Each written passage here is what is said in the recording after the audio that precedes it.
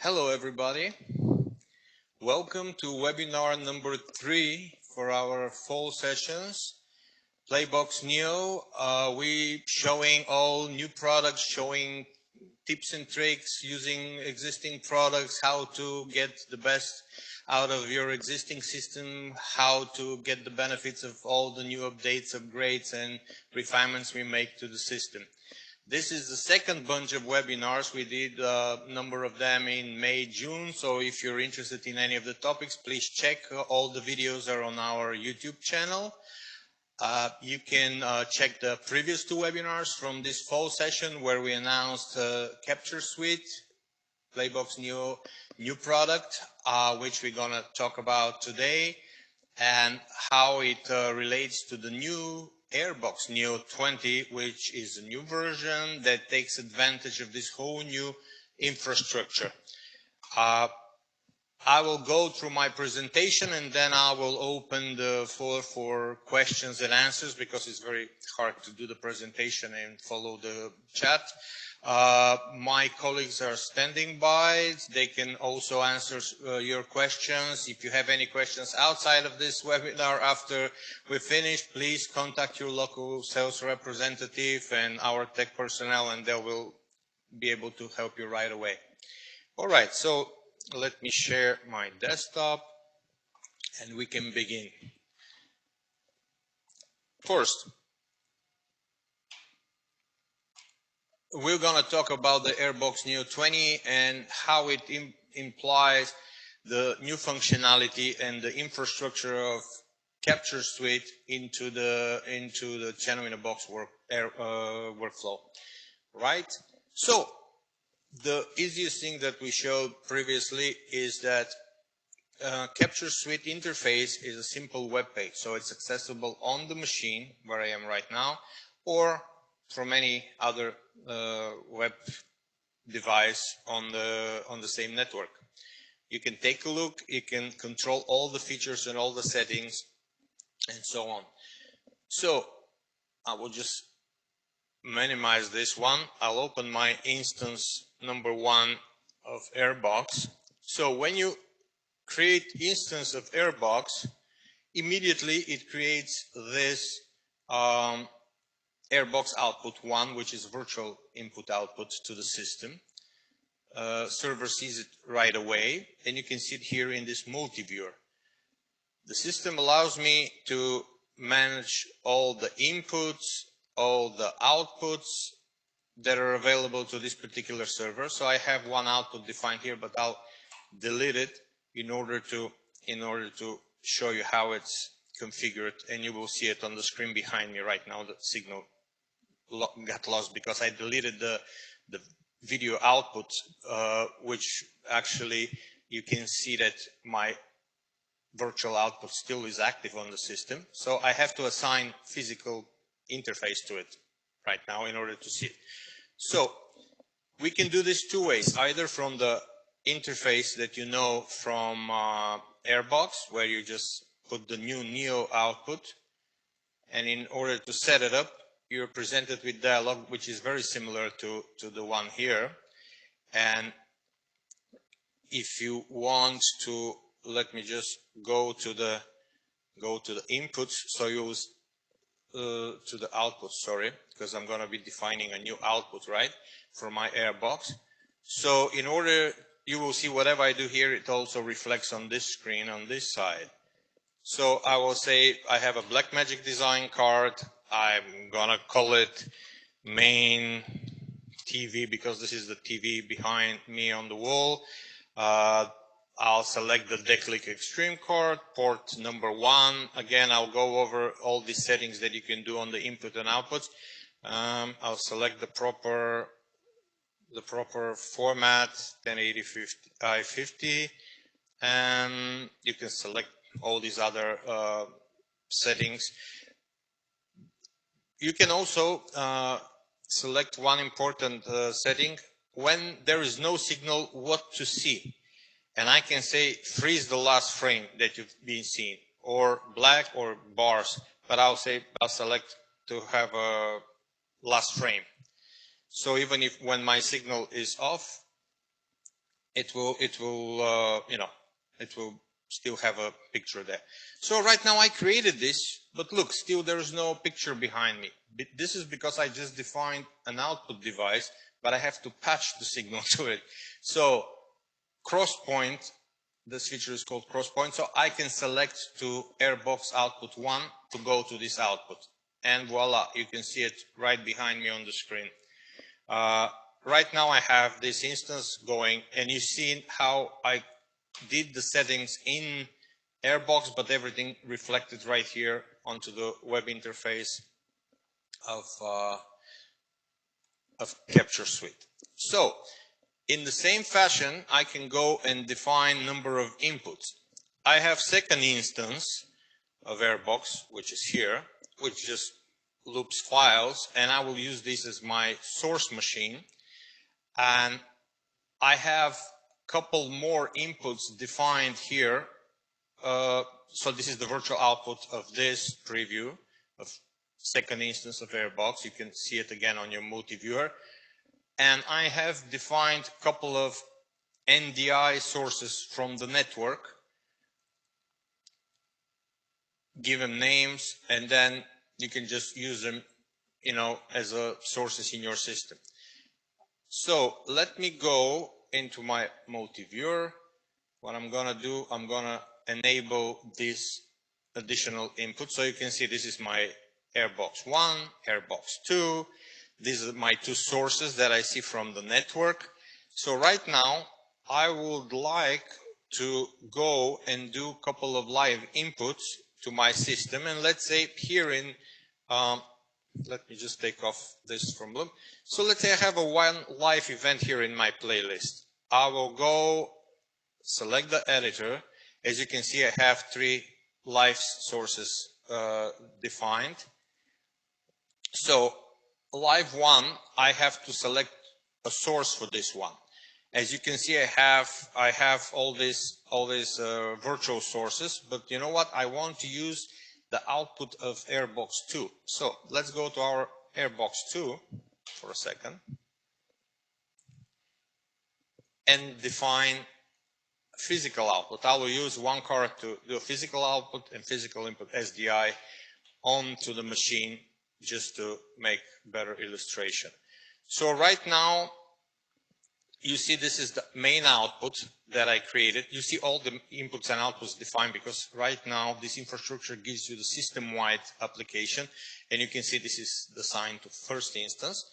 And I can do it either from this interface, or again, I can go and do it straight from my web interface. So I will define another output, which is a Blackmagic design, which I'll call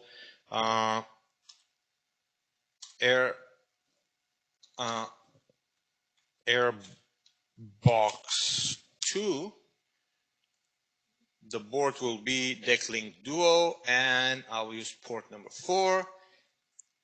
I can go and set again the proper format. When there is no signal, again, freeze last frame. I'll select this and create it. Again, AirBox 2 is created. All I have to do is patch it to the AirBox output. Perfect. So now I can go and create another input.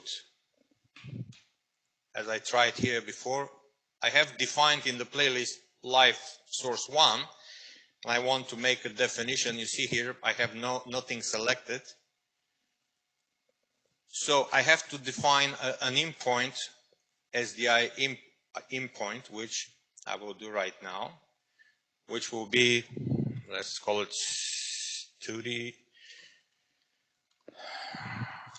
studio in. This is going to be from my second instance, SDI, to my first instance. Which board? The Extreme card, port number 1. This is only 1 in, 1 out card. The aspect ratio and everything is all set. So I have a defined interface, studio in, right? So going again here, I can easily select this studio in as my source. You see everything is automatically set based on whatever the format of the signal is. That's fine. So now if I go and jump into this live, I see what's happening on my AirBox 2. I have the other two sources that I show you, which are NDI sources from my network, set as live 2 and live 3. So one thing that you can notice, because of this new infrastructure, it's completely redesigned from the ground up. We can absolutely gain so much speed and performance. As you can see right now, I can go and switch so quickly between live sources. I can use it as a production switcher. For example, here I have shortcuts for jump to the 3 live sources. 1, jump to the second one. Just look here. This is the output, my main output. I'll close the AirBox 2 because I don't wanna look at it right now. This is my main AirBox, and if I go here onto the multi-viewer, look, I have choice right now to see the output of AirBox 1, output of AirBox 2, my sources, and this is the live input, the video card, which is mirroring obviously AirBox 2. Again, if I don't want to get distracted with so many sources, I can say, you know what, I don't want to see the output of AirBox 2. All I want to see is my 2 network sources in the studio in the live into the first instance of AirBox, and that's it. So right now I'm on live 3. As you can see, this is what's on my main outputs, like on air. So I can just go and do quick jumps. You can see, jump to second, jump here.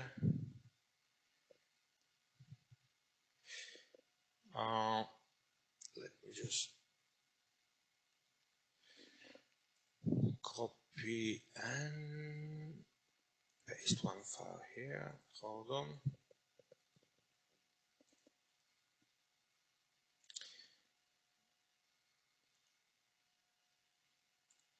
All right, so I can keep jumping between my main input from the second machine, my second source, my third source.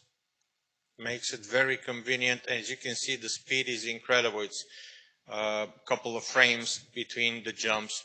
Previous users of the system remember, in terms of just to have a stable switching and so on, it needed a preparation time. Now this is down to a couple of frames, which makes it almost like a production live switcher. You can use it. Because longevity is one of the main goals in our R&D, efforts. For example, all the systems going, with the Intel processors that support AVX2, they can be easily updated to this new version, and depends on your needs encoding wise, because we did a lot of improvements in NVIDIA GPU encoding, so you need a proper NVIDIA graphics card to offload the encoding test to the graphics processor versus the main CPU. You can get great performance on your hardware going a couple years back. So just make sure talk to our technical guys. They will assess your system and give you the best advice. With the minimal investment in, let's say, graphics card improvement, you can get all this new functionality, all this speed, performance, stability. I mean, the fact that you can do so many encodings, because right now everybody's streaming, their facilities with no SDI infrastructure whatsoever.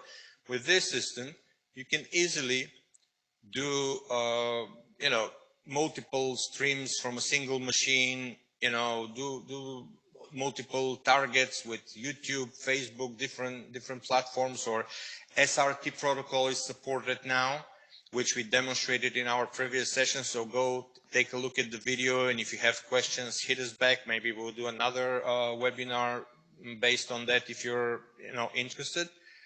So you get so many new features, specifically in the streaming flexible routing thing. Why we're so excited about this new capture suite infrastructure? This gives completely new ways of dealing with physical input outputs and transcoding and creating different type of signals based on what you need. For example, right now I have in my outputs, let's say this video card, which is my main output, but I can add another, let's say, NDI output, you know, select one encoder and say main NDI, and just, you know, I'll go for NTSC standard definition. My playout is high definition, but I'm going to do standard definition just to make it simple. So I have this defined right now. All I have to do is just select, okay, patch my AirBox 1, and that's it. I'm broadcasting another format, which is I'm having a I-50 playout, but this is broadcasting NTSC 29 frames standard resolution NDI stream in my network, and I can use it for whatever I need to use it. So you see how flexible this system acts as a multiple outputs, multiple inputs. You can do format conversion, transcoding, basically, because it's one medium to another. I can delete this one because I don't need this encoder right now, let's say. Also, you know, we mentioned this before, you have your ingest, so I can go and immediately select this particular source for ingest, schedule ingest, or use another video input to do an ingest. Very flexible, auto split functionalities, primary and secondary settings for your ingest formats. Let's say you want your primary to be ProRes because you're gonna give it to your editor guys to do Final Cut or Premiere video editing, but you want to have another format that is used for, let's say, your media asset management system needs it for, you know, mezzanine format for the web views and so on. So this all can be done in one pass. You can do auto split of the files to whatever length desired, markers and all of this. We covered this in our previous session, so I'm just mentioning it right now. So you have, in this situation where I'm on a single machine, I'm receiving multiple inputs, physical from my SDI card, NDI streaming from a network machine here. I can see my multiple instances in my multi-viewer. I can decide what am I seeing in my multi-viewer, and for example, I can have like, okay, I'm waiting something on these live inputs, and I can label them in a way that makes sense to me, so it's easy to do the, let me just shrink it a little bit, so I can take a look and just wait until, let's say, something happens in this this live input source, and just switch right when I need it. Boom, done. You can see it right away. If the game is over, I can just go back to my program from here, or go to my other source, which is the second instance studio in which I labeled. Very simple, very quick, very flexible. You can always add more and route inputs and outputs based on what you need. Just use them temporary, then delete them, use something else. All depends on whatever your machine can handle as number of resources, right? So this is the kind of the biggest improvement and biggest thing in this new version AirBox Neo 20. The tons of small things are improvements in performance, in stability, and so on, which just, you know, we keep on constantly fixing and improving and adding things.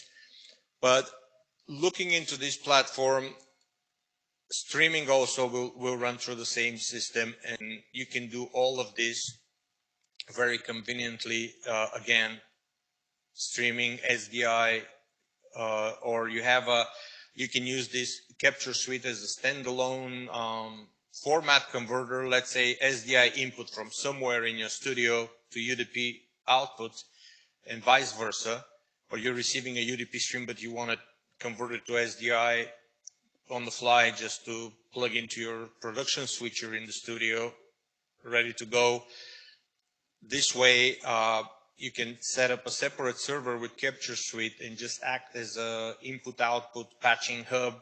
You know, all the encoding tasks will be offloaded there, so your main machine can perform as it performs right now with minimum changes. Let's say you change it to NDI, send to the new server with capture suite, and then it takes care of converting the signal to multiple destinations, NDI, SDI currently supported. Streaming is coming very soon. So please talk to your local reps, talk to our tech guys and see how this is going to benefit your current workflow, and take advantage of all these improvements and this flexibility, because this is kind of the base, the foundation that all new versions of PlayBox new software will step on. Very, very flexible, very convenient to work, and gives you a lot of options. So I would like to open the floor for questions and answers right now. Don't be shy. Hit me with your questions. My colleagues are also standing by. They will help with answering also your questions. And we'll be very happy to keep on this conversation. You all know, due to these restrictions of not being able to see each other at trade shows, this is kind of the next best thing that we can do. So we're very appreciative of your time and the fact that you're visiting our webinars, and we keep on the conversation going on. We always try to keep you informed with what's new, what's the latest, give you training sessions, sort of how to get the most out of your system, how to adapt your system into the new demands of, let's say, now more and more becomes an IP world with cloud solutions. As you know, Cloud to TV is another platform we have that you can use this capture suite to ingest in one location, and then just via the shared storage, it can be uploaded to the cloud, and then your programming guys can just pick it up from the cloud service as a media and just schedule it for broadcast to another location. So that's another very, very, very cool feature. We've covered this part of operations with the Cloud to TV, but we'll keep on showing more with exactly this workflow with capture suite. But this is why we kind of going over this, because this is the new foundation of the whole PlayBox new platform that will give you this great functionality and great flexibility. All right, so being sent to multi-viewer.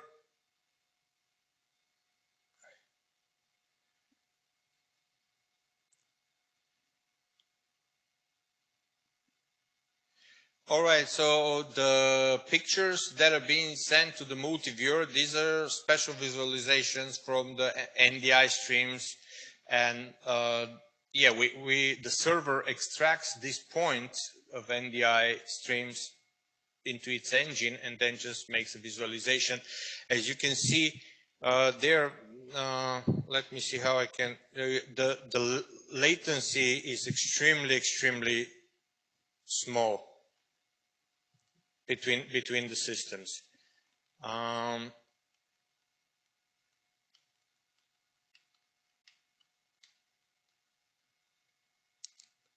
Secondary events. I mean, we have secondary events. What kind of secondary events you're referring to? We currently can do a lot of things like, you know,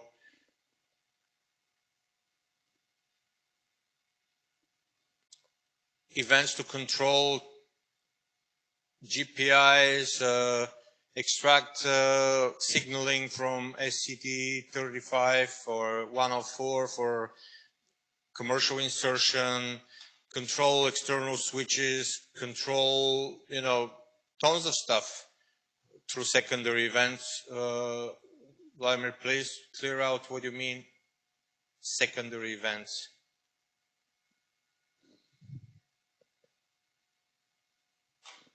All right. Again, since we're talking about now in the context of channel in a box, of course,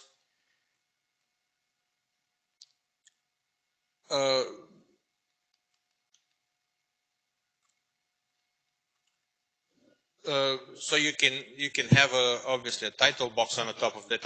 I'm not going to do big demo of that because we did a separate demo of title box, but you can of course run it here, control it with graphic rules, control it with secondary events.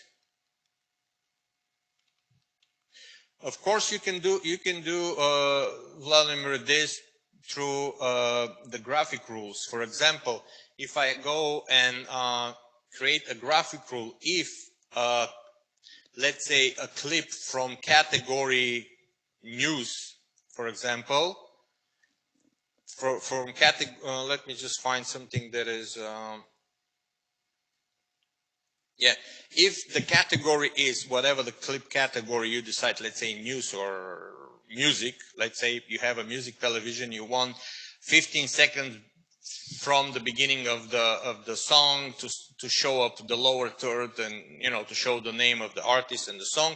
So this is how it works. If the category is whatever clip, in this case it's called clip, I can change it and which parameter I'm looking for, but let's say category, everything that's called music clip. Clip start with offset of, this is 5 seconds set here. It will execute command load template in title box, start playing the template and use the text from the clip title and from the clip star, which is the artist name, will be extracted and shown as artist and song name right away.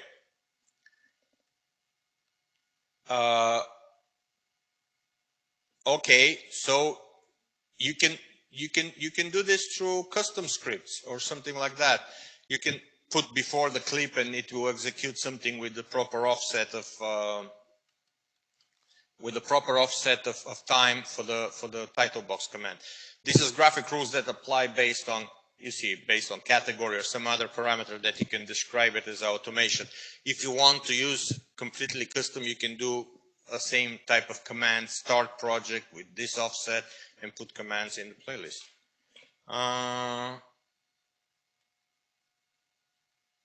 Okay, Nikki,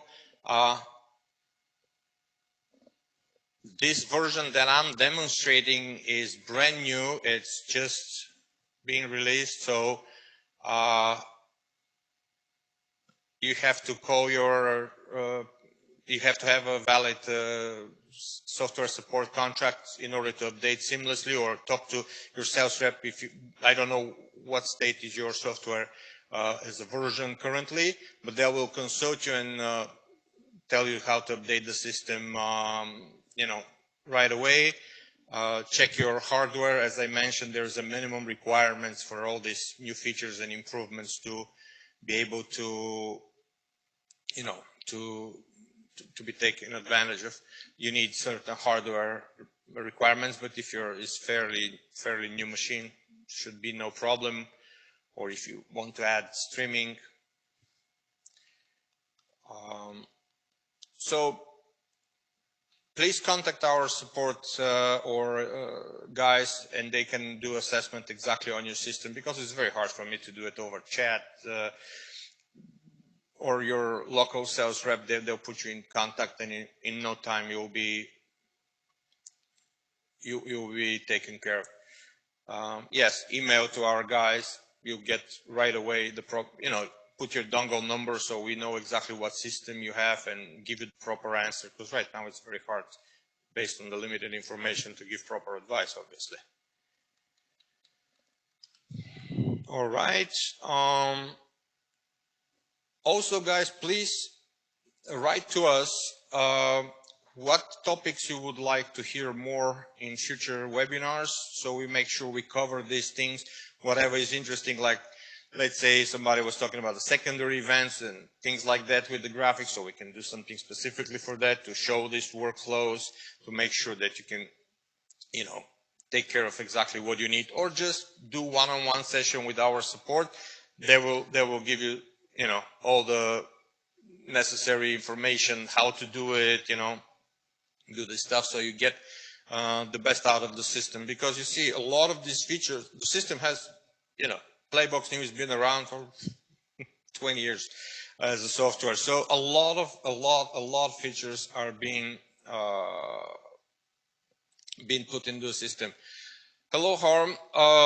SRT has been working since May. We demonstrated SRT as an output, and it works in all of the versions: listener, caller, rendezvous, encrypted traffic, and we did a full demo on that. Please go to our YouTube channel, as I said, and we have a specific webinar set for the SRT feature, and it's released in the, so you can take advantage again, get the update. Again, I don't know what version you're running right now. Just talk to our support. Write to support@playboxnew.com with your dongle number, and you immediately will get the answers.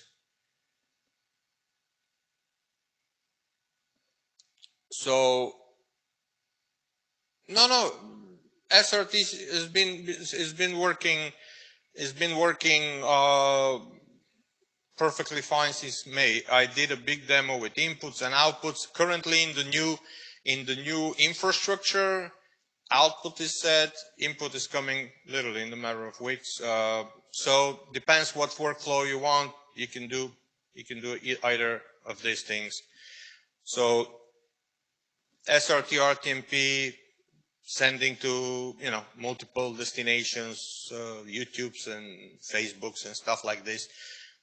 Please check the videos from the previous set of webinars in May and June. We did extensive on how to use PlayBox New products in all these video broadcasting over YouTube, social media channels, basically. That was the big topic. Again, every time you're in doubt and you don't find the information right away, we try, you know, our website to be as clean and as simple to get the information possible. But sometimes, you know, you can't find it right away. Please talk to our sales reps or talk to our support guys. Most of the times, 99% of the time, 0.9, what you think of, it's already been there in one shape and form, and you can easily implement this feature to your workflow. We can give you the advice, because obviously we're seeing so many cases that different workflow scenarios need to be resolved every day, and this can be just matter one phone call away or one email away to get resolved for you. Again, the performance speed is very good in this new version. I'm very happy to be clicking over live inputs like a live switcher, or jumping to clips, you know, makes it very fun to use, and really very practical when you have a lot of sport events or live sources coming in. You want to simply jump and then go back to another one, switch to clips, go back to another one. It's really good. Where can you get a simple demo about how to use the clip trimmer? Okay, as you can see, you double click on the file. The best way, if you have a specific question, is just email it again and set up a session with our support guys. But the simplest thing I can show you right now is just open the clip trimmer. You can just select in, out points, select different zones. You can split it in a couple of zones, you know, and like I can split the clip here. I can split the clip here. So now I can have multiple zones and then use this as different parts. Let's say split a movie, do the commercial blocks inside. But again, we did a little touch base on that portion in our previous videos. Again, check the videos from AirBox, Channel in a Box workflow in our May-June sessions there on our YouTube channels, where we're showing using these type of things, how to split the files in cloud to TV platform, which is very simple to what you can do here in terms of splitting, creating multiple splits from one file and then using it as, you know, without physically splitting the file, just logical splits, and you can see them in the timeline and in your playlist, and just do different things, insert commercials in between them and so on. All right. Okay. Again, if there's more questions after we finish this this webinar, please just send us an email. We'd love to hear from you. If there's no more questions right now, I want to wish you a wonderful day, and I hope to see you in our next webinar. Let me just stop for a second on my sharing. Have a wonderful day, and I will see you at our next webinar. Thank you very much for participating.